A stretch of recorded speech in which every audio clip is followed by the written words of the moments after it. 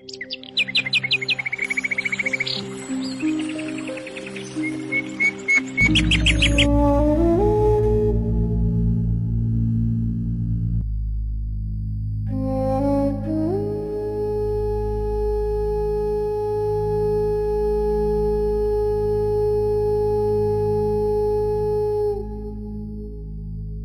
গরম গ্রীষ্মের দুপুর, গ্রামের মাঠে গরম ঝড়ের মতো গ্রীষ্মের রোদ পড়ছে। সবুজ মাঠ আজ একেবারেই শুকিয়ে গেছে। গ্রামের এক দরিদ্র কৃষক, রাহুল, ঘামে ভিজে তার জমিতে কাজ করছে। আহ, আজ তো তাপমাত্রা খুবই বেশি। এই গরমে মাঠে কাজ করা মুশকিলের বেশি কষ্টকর। গরমে কাজ করতে করতে রাহুলের মাথা ঘুরতে লাগল। সে হঠাৎই মাথায় ভাব করল, কিন্তু আমার স্ত্রী তো বুদ্ধিমান, কি করে এই গরমে কাজটা সহজ করতে পারে?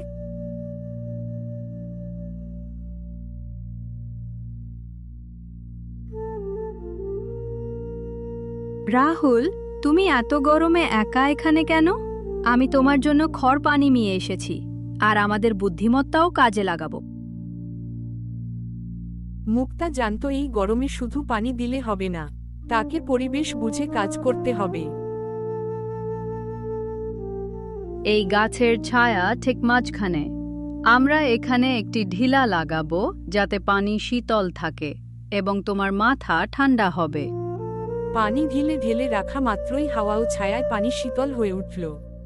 রাহুল ধীরে ধীরে স্বস্তি পেতে শুরু করল। মুক্তা, তোমার বুদ্ধিমত্তা আর এই ছায়া পানির খেলা আজ আমার শক্তি ফিরিয়ে দিল। কেবল শক্তি নয়, প্রাণ ও কষ্ট সহ্য করার ক্ষমতাও ফিরে পেয়েছি তোমাকে শান্ত দেখেও। গরমের দিনে শুধু পানি খাওয়া নয়, পরিবেশ, ছায়া ও বুদ্ধি মিলিয়ে কাজ করলে কঠিন পরিস্থিতিও সহজে পার করা যায়। রাহুল ও মুক্তা এই গরম দিনে শিখল বুদ্ধি ও সহযোগিতা বড় শক্তি।